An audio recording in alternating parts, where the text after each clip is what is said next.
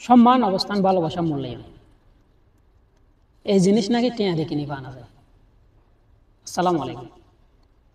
আর জীবনত একমাত্র উদ্দেশ্য অনর হাতে টিয়া, লাইফত একমাত্র উদ্দেশ্য অনর হাতে টিয়া কিভাবে ইনকাম করি, কিভাবে টিয়া ইনকাম করা যায়। অনতন বালা মানুষ অনর হন দরকার নেই, অনতন মেধাবী অনর হন দরকার নেই।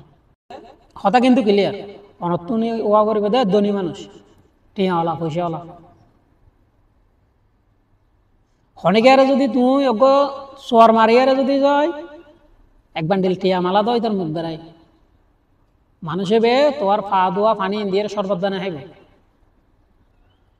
টিয়ারের মেয়ে পাওয়ার সমাজের অনুষ্ঠান হন, বিয়ে বাড়ির দাওয়াত হন, বন্ধু বান্ধব হন, যেটা যাবেন যত অনর মূল্যায়ন করিবে তো অনর টিয়ার ওর।